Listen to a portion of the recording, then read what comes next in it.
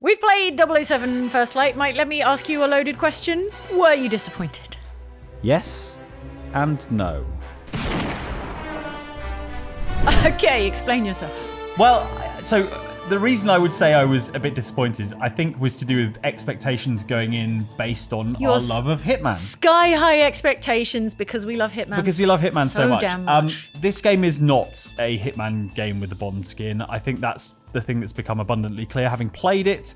In a way, it's unfair to expect it to be, right? Like, Hitman is a unique proposition. There are very few games that are that kind of beautiful clockwork machine that Hitman is. It's a more linear, more structured type of game. And I think while there are elements of choice and elements of sort of open world, it's in a much more controlled way than Hitman. It's a guided, directed, like literally cinematic experience with cinematics. And to that point, there's stuff that it adds as well as stuff that it's taking away. Yes.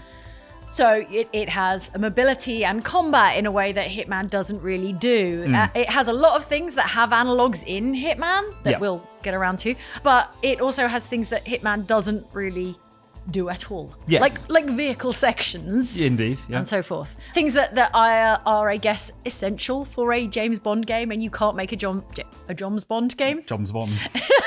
Things that you can't make a James Bond game without doing. Yes. All that said, I was also not disappointed because I think it's a very, very good James Bond game. And I think it really delivers on the fantasy of being a spy rather than just a guy who runs in and punches people and guns people down and that sort of thing. It's the first James Bond game for 14 years. Right. Which is an interesting place for a James Bond game. James Bond. License to Cole. There isn't a James Bond film out in recent memory. No. Or coming up very, very soon. So I think that puts it in a really interesting position. Yeah. As a new James Bond game for ostensibly a new audience, a new generation. Like 14 years without a James Bond game. James Bond games live under the shadow of GoldenEye, right? And I think what you've got to remember about GoldenEye... the ancient shadow. Yeah, but I think it is because every new James Bond game that comes out is compared immediately to GoldenEye, right? And there have been other good James Bond games since, like Nightfire was fun, Everything or Nothing was fun, From Russia with Love was fun, but I think everything ends up getting compared to GoldenEye. And I think the problem with GoldenEye is it's a first-person shooter, and actually, although it had sort of spy-type things in it, predominantly your method of interaction with that game is first-person shooter. This, I think, is trying a lot harder to do the bits of Spycraft, if you can call it that doesn't often movie Spycraft. Yeah, movie Spycraft. Yeah. That doesn't sort of get catered for by a lot of Bond games. Like there's been some Bond games that were just basically first-person shooters with a bit of the odd sort of sneaking around bit. There's a real sense of pacing and rhythm to this game that I think people will really, really appreciate. Unlike Hitman, it isn't this big sort of Swiss cheese open world level design. You end up in more controlled, I guess, sort of scenes. And some of those scenes might be a bit more open, might be a party scene where there's a couple of different ways to get to your objective, but then you'll get funneled into a more sort of combat arena type place, and then it'll be the car chase, or it'll be a rooftop chase, or any of these things. Yeah, it's like this large room, this office, this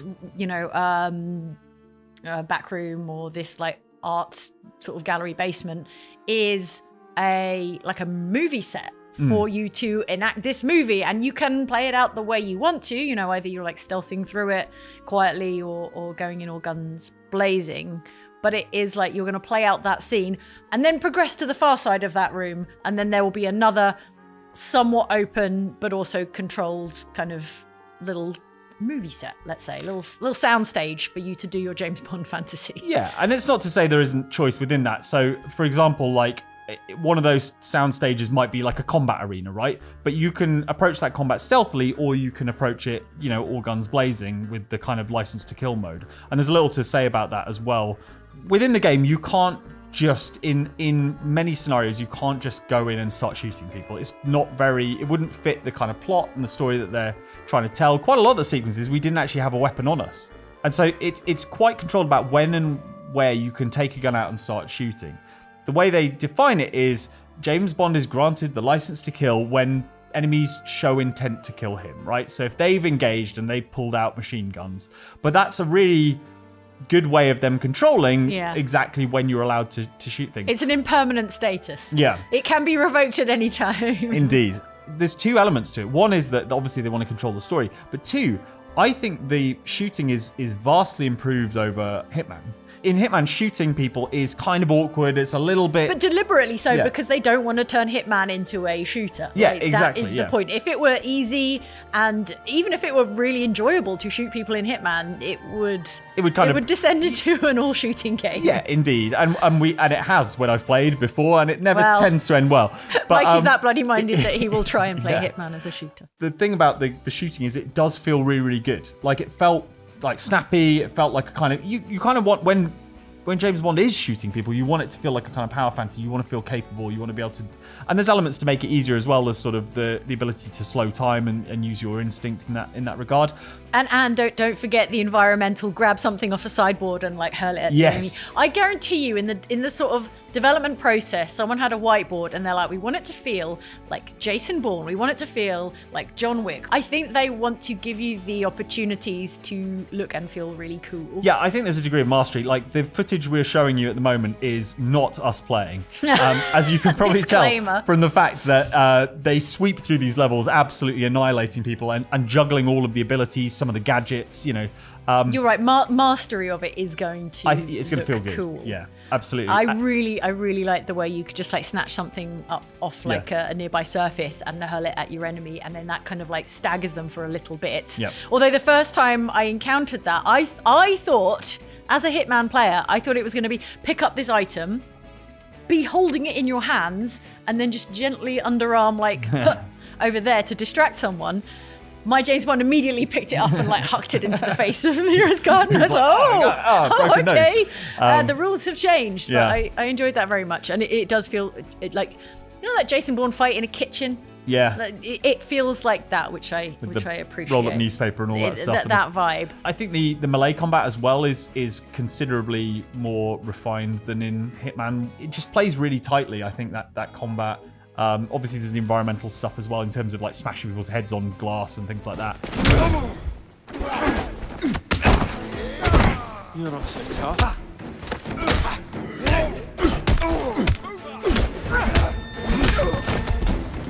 You're phenomenally capable when you're in combat. And so I think to a degree, certainly with the guns, they felt that they needed to control that to stop it just every encounter turning into an immediate shootout, right? So they want to preserve some amount of all the other stuff that James Bond does that isn't like fighting and shooting. But even in areas where you're sort of social stealthing your way around, like the party in Kensington, there's not quite as much choice as maybe it first appears. And I think it was maybe not flattered by the fact that we had 3 levels to play when we played it. And so we were going back and like retrying stuff and trying stuff different ways. And I think that stuff kind of exposes how little freedom you have to kind of explore different routes to places in certainly in that Kensington party. And also there are only maybe a couple of ways to get through into the kind of back rooms that you needed to get that we found. And I think what you would call a story opportunity in Hitman, there won't be as many. But also I think our expectation, as we've already covered, was very high. And here's my theory. We love Hitman. Hitman is big and successful, but not as big and successful with as much cultural cut-through as James Bond itself as a franchise, right? So most people will not be coming to that Kensington party scene or, you know, the Chateau wedding. It's a wedding, right? The Gamescom demo scene, expecting it to be like a Hitman sandbox level. Aesthetically, there's definitely a sort of a commonality because they're these beautiful, detailed, luxurious interiors that we associate with Hitman, and they look really good. Yeah. And I think just from our experience with Hitman, that signals to us, oh, I'm going to be able to go over there and like do this and find this person, and then it's going to be opportunities here and here and here and here. And that's not what this game is.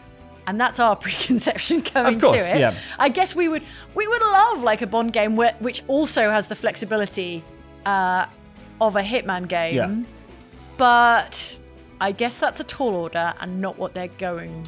Yeah, I think both those things. And I think what I would compare it to is like Mass Effect, right? In terms of like Mass Effect appears to present you with like vast sort of narrative choice. But actually, if you go back and replay it and replay it and replay it, you realize actually a lot of the choices you make are little sort of garnishes, and actually there's only very few like big, meaningful, significant choices within the game. And I think there's a degree of that with James Bond where you won't be playing it like we played it at a preview event where we only had access to a certain number of levels. You will play it through as a narrative adventure, and you will feel like you put your own stamp on it and you improvised a bit, and you'll feel a bit like a spy. And I think that's what people will get out of that, what they need to, which is the feeling that they are leading the life of a James Bond-esque spy, when some of it is smoke and mirrors, I think necessarily. Yes, the illusion, if you like, that you are choosing your path. And I think it will be a pretty convincing illusion for, as I say, like James Bond fans or the James Bond curious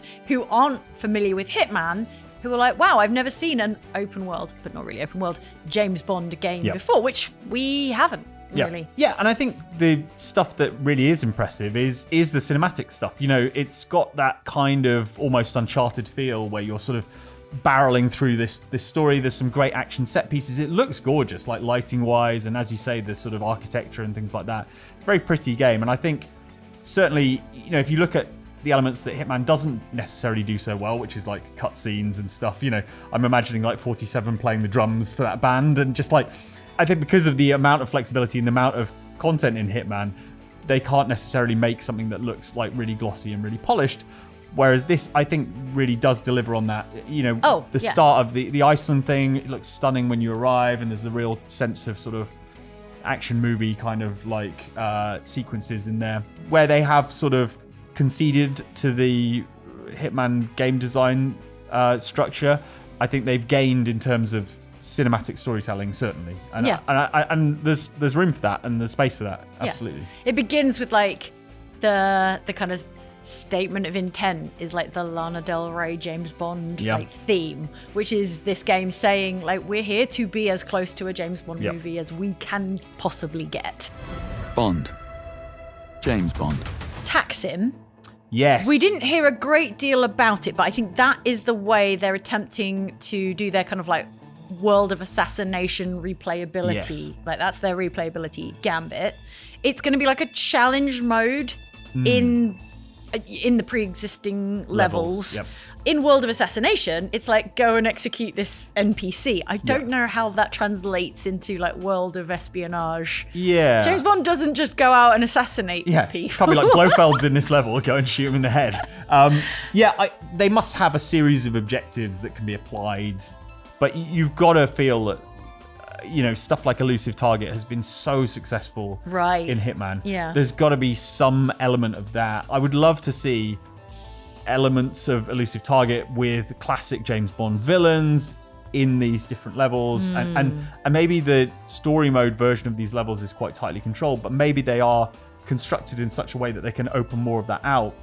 Yes. Oh, that would be interesting. To make them more of a kind of... it depends how they've been built. Yeah. But like you can imagine maybe they open out areas of the Kensington map that you previously can't. You go into this part of the environment, and instead of triggering a cinematic fight, it's just another part of the level. Everything becomes a bit more like open plan and freeform. That would be interesting. Yeah, maybe. It was really difficult to sort of get a steer on the level architecture, because as we said, it felt like going from one biggish sort of area to the next biggish area to the next biggish area in sequence. But you could see that maybe they might have built it in a sort of smart way where it can loop back around and these things become a more of a... I mean, it's still an interconnected real space on a real map. So in theory, I can't wait actually to see what this...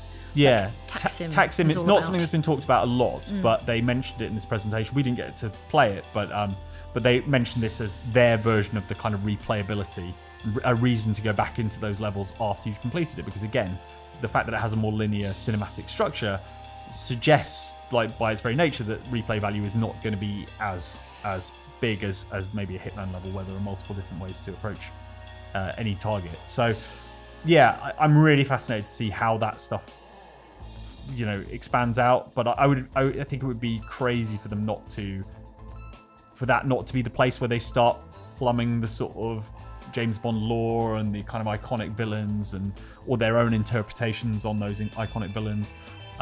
So yeah, really fascinated to see what Taxim brings. And Lenny Kravitz. We didn't see any Lenny Kravitz, so. No, yeah, he's the big baddie. TBC. Isn't he? Yeah, well, a baddie? A baddie? The baddie?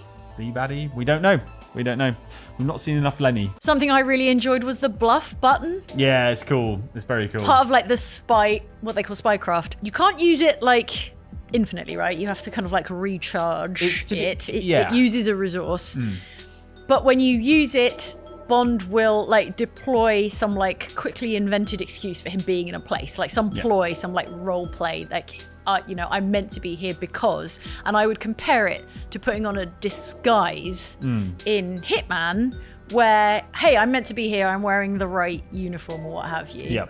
And it is also similarly a little bit like the fake surrender in Hitman, where you're like, yeah, okay, I know I'm not meant to be here. I'll leave quietly. It's kind of somewhere in the middle of those, because when you've bluffed someone, you've got a cooldown. You've got a cooldown where they're like, oh, okay, well, he says he's meant to be here, so I guess I'll let him be here for a little bit longer. I think it's nice, and also I think it will be fun unlocking as many like bluffs as possible, because I think the fantasy that Bond is constantly improvising excuses for being in places is quite fun. I mean, they've clearly recorded a lot of like unique dialogue for individual like moments where you're bluffing your way past someone. Staff only, sir. Stephen Bright's security detail.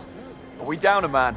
I asked for every available body tonight to ensure the safety of the Foreign Secretary and his guests. I know. I should be at the entrance, but I'm covering for a no-show. And there's some really fun little, like, we saw it in the original demo with the kind of like security inspector type thing. Where he's climbing through a freaking window. Yeah. That's why I climbed through the window. But they, each one it's not just that every single time. It's that they all appear to be unique and things. And like you say, I think it takes this. You can't have James Bond dressing up as a security guard because he won't look cool enough. So that's it. Hitman has a lot of like nonsense and silly that we love, but James Bond has to be cool and suave. He can't do nonsense and silly. So his silly is I'm the security inspector. Yeah.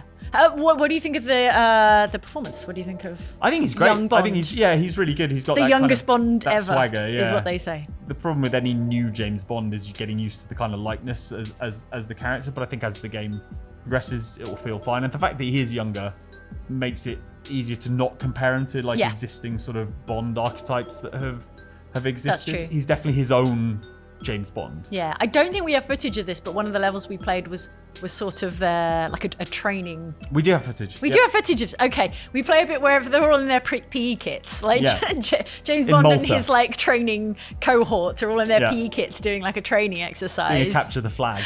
It's really funny. That was fun. Yeah. While their classmates watch, and obviously it's a sort of tutorial, like open world, like miniature, like open level, let's say. Yeah. So that you have to like capture the flag in whatever way you see fit. We didn't see a lot of it, but I get the sense there's an ensemble cast of his fellow agents around this, and they're all progressing through MI6 at the same time. James Bond, the college years, It has that vibe. But they share an apartment, and there's a bit where you go back to the apartment and you kind of pick up story bits that we're not allowed to talk about within that apartment. But it's like they've got like a really fancy flat share, which is what you have to have as a young James Bond, I suppose. Yeah, it's like some beautiful Kensington townhouse type thing. Yeah, But should have joined MI5. Yeah, I know, right? Yeah, I really love the sort of element at the beginning where you're being like inducted. So he's a real nobody at the start, but he kind of gets commandeered as an asset by MI6 when they take over the operation. And they make him like swear his sort of MI6 oath while he's like wading through like Icelandic sort of puddles and things. I like that. I thought that was a really deft bit of storytelling for the purposes of a video game. Yeah. Where we're not going to montage his like rise through the ranks and like his experience in the Navy and how he did at public school and blah, blah, blah. And more the idea that, like you say, he's being like commandeered by someone on comms being like, hey, you're James Bond now, by the way. But he's also like the suavest, most like accomplished and assured Navy crewman ever. Well, that's how they know he's right for the job, mate. At one point, he's like speaks some Montenegrin or whatever, Serbian or something. He's like, just a little something I picked up while mountaineering. But that's how they know he's the right man for the job. Exactly. And he immediately does his sort of like doesn't quite play by the rules. They tell him not to go in and save people, and he's like, but I gotta go and save those people. And it's literally day one. Yeah, exactly. He's just sworn his MI6 oath over the phone. He's like, to hell with your rules. Yeah. Listen carefully. You have less than 1% chance of success. Now stand down. I'll take those odds. Bond. So, you know, they play with the character like that. But yeah, I like it. I mean, they are laying this out as his sort of origin story or an origin story. Then I think they're very careful about not saying that this is canonically the James Bond origin story, but it's a take on it, and you play all of it. You play the training in Malta, right? Which is like, feels very sort of low stakes when you've just been in Iceland, like, you know, desperately trying to save people and secure MI6 secrets. Yeah. I think the scar, so like the facial scar, which is like a detail from the Fleming novels, right? I think that actually signals nicely that this is not necessarily the canonical Bond. Right. Because the Bond we know from the movies and from other like iterations doesn't have that scar. Right. So I think, you know, you're saying this is a specific Bond who will grow up to continue to have this scar, which is not the Daniel Craig, you know, like look or the and pick a Bond, right? Yeah. This is like really specific. So I think that's a clever idea. I think it's nice to broaden the fiction out a bit. I think there's a sense that in all these Bond films, he's a sort of timeless guy, but broadly the same bloke, but with a different face.